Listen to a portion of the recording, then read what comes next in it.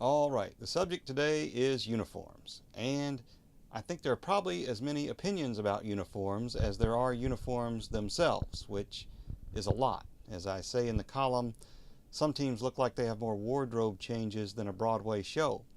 Anyway, when UK unveiled some new uniforms this week, it got me to thinking about what's worked and not worked for local teams as far as uniforms go. Take U of L basketball, for example. I don't think they've ever looked better than they did in the late 1980s, early 1990s, when they had the dunking cardinal bird logo on their shorts. If anybody over at U of L is listening, bring back the dunking cardinal bird. How hard can it be? Now, for U of L football, I thought their best looking uniforms lately came under John L. Smith, who, when he arrived at U of L, simplified the uniforms a great deal, took off a lot of the stripes and a lot of the frills and left them with a really classy look. But over the years at U of L, they've added to it and added to it a little year till it got a little busy looking. Now this year, they've made another change. They've gone back to a more traditional look with stripes on the shoulders that could be maybe one of their better looks in years. Now, as for UK, the uniforms that they unveiled on Thursday are probably an improvement over their old uniforms. They've been criticized for being too plain. Definitely the road whites are better looking. They have blue checkerboard sleeves, and the most important innovation about UK uniform this year will be the addition of a white helmet. I'm not a big fan of the all blue look, so I think the white helmet is a keeper, even for the home uniforms. Now, if you want to talk about the best looking UK uniform, you got to go back old school, late 1970s. Derek Ramsey, Fran Kersey, the Block K, the Power K. That's the way to go if you're Kentucky.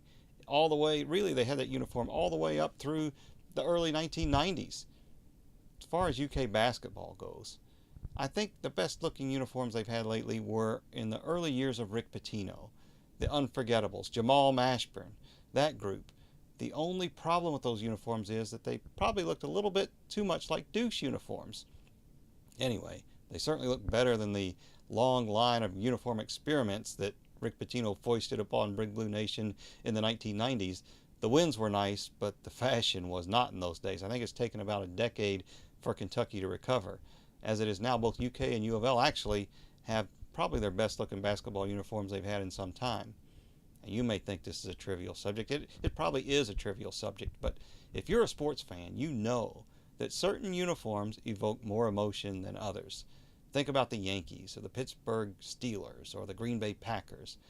For me, the best looking baseball uniforms ever were worn by the Cincinnati Reds of the 1970s. And I know, objectively, they're hideous. The pullover, V-neck, polyester, but they're still, because of the memories associated with them, the most beautiful uniforms I can imagine. Maybe you've got uniform memories of your own, and that's really what a column like this is about, just to maybe get people thinking about the uniforms they've liked in the past or disliked, and of course, as always, get them talking about it.